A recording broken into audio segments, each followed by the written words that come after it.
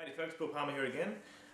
This is a continuation of the lesson I started last time, which was a chord melody solo rendition of Tears in Heaven by Eric Clapton. What we're doing here is we're just kind of following on to the next part of the song. Okay, so basically what we did last time, just to recap, was that we went through the verse melody and the verse chords.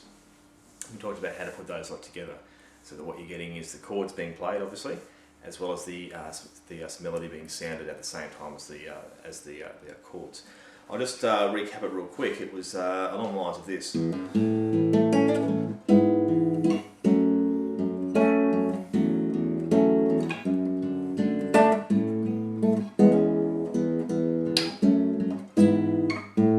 Okay, so that's the basic idea. What we're going to take a look at today is the next part of the song, which is the chorus, and I'll explain a few things about how we're going to apply that. Basically, in the actual tune itself, the guitar part for the chords are, it's F sharp minor 7. Sorry, that was actually wrong. Play it again. F sharp minor. These fingers drop down. And it goes to a chord called D flat over F, which is right here.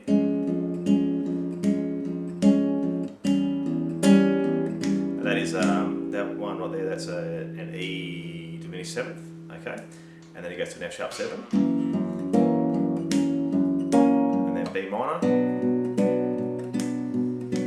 then D over E, and then back to the start. Okay, so those are the chords. I'll just kind of recap them again. F sharp minor, D flat over F, E diminished seventh, F sharp 7, B minor, D over E, and then back to the start. Now with the song itself, the melody, as you know from before, we did the verse melody. The chorus melody is actually lower than the verse melody, so it starts here. Okay.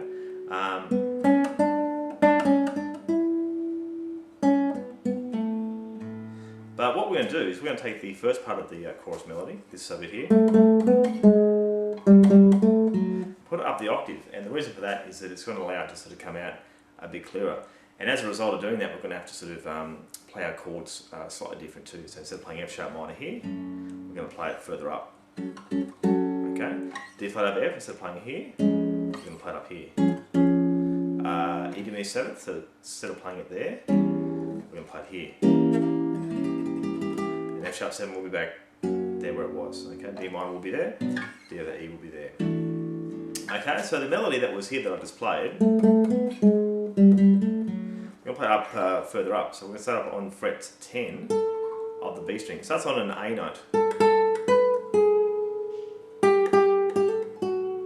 Okay, and what we're going to do is basically work our chords around that melody. Okay, so to give you a brief primer of what we're going to do, I'll just play it really slowly.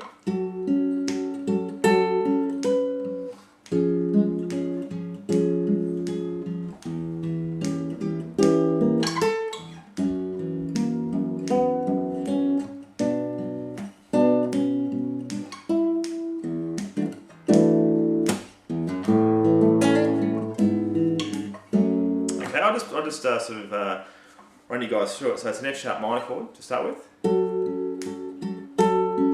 Now see, I'm trying to get that some melody note there.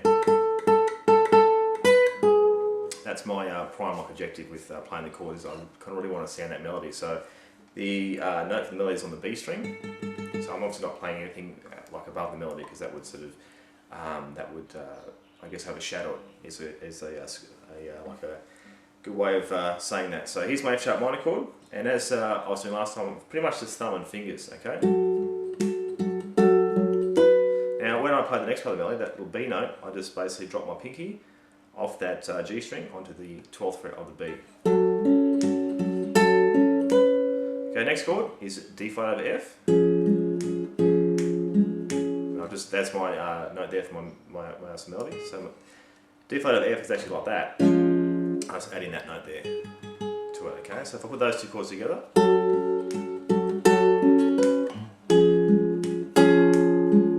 here's the next chord, E diminished seventh, So that chord is played finger 2, finger 3, finger 1, finger 4, okay? And I'm playing the low E string against it as well, okay? But again, my objective is to try and get that melody to pop out. See how I sort of move that up? And I go to an F sharp 7 chord after that. What I do with the F sharp 7 chord, I'm not really doing a pluck and grab thing, it's a bit more sort of open than that. You want to do anything you want to try and sort of like fill in that space, as long as you get that note on the right beat, and then the rest of it you can try and sort of fill up with the chord. Okay, and then what we do then, after we've got that note, kind of try and get these notes to come in. So that's fret 4 on the G, B note, C sharp, fret 2 on the B, to fret 3 on the B. Okay, C sharp, B, C sharp, D. Okay, so I'll just put the first bit of the chorus together with that F sharp chord.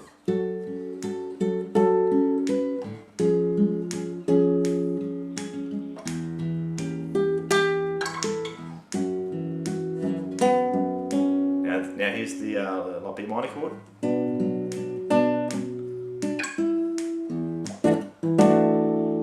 Okay, so the B minor chord.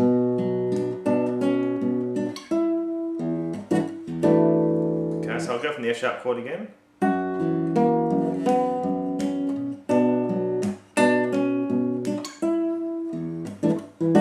So I'm basically playing the B minor chord, and I'm getting this to sort of fit in around the B minor chord itself. Okay, so the idea is to try and sort of sound the chord, try and get the listener the impression of the chord, and then obviously try and fit the melody in there with that. You don't have to play it exactly like I'm playing it. As long as you get the general idea, you can obviously try and like adapt it to your own playing style. Okay, and then the last bit, I'm just playing that chord, that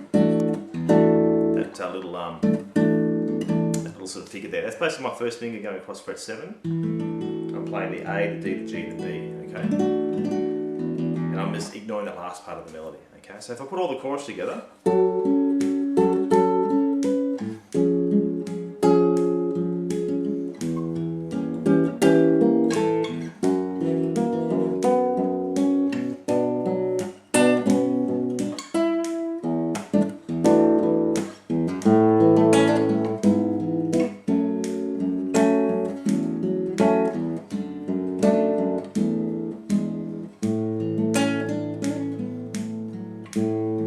okay.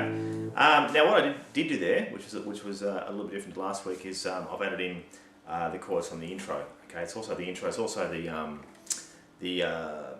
just a little interlude back into the verse again. Basically, it's the same as the verse. When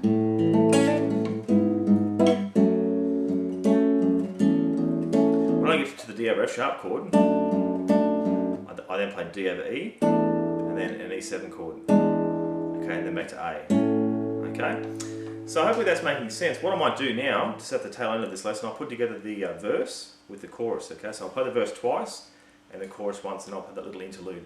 Okay, that should give you an idea of where we're up to so far. Okay, here we go.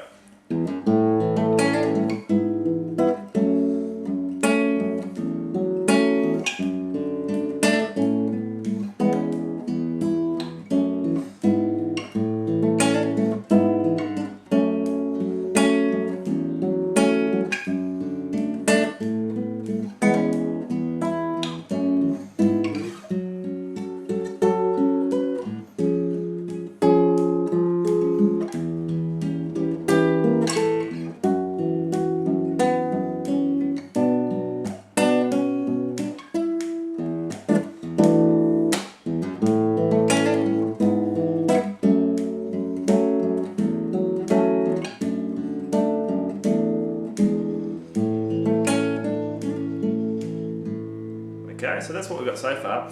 Obviously I've left off a couple of the like guitar fills, which we'll do next time. There's some what's called like double stops, and there's also a bridge as well. Okay, so the third lesson, that's the one that's coming out this one. We'll have a look at some double stops and some little like guitar fills.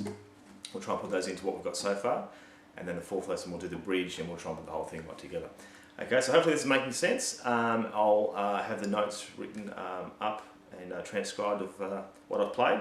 And just bear in mind, there's always some variation when you play these things. It's never like, I think with like contemporary guitar, you try want to like avoid that whole sort of classical thing of playing it perfectly, exactly like you play it, you know, like every single time. It's good to have some variation. It's good to play things slightly differently. It lends a sort of fresh edge to sort of what you're doing.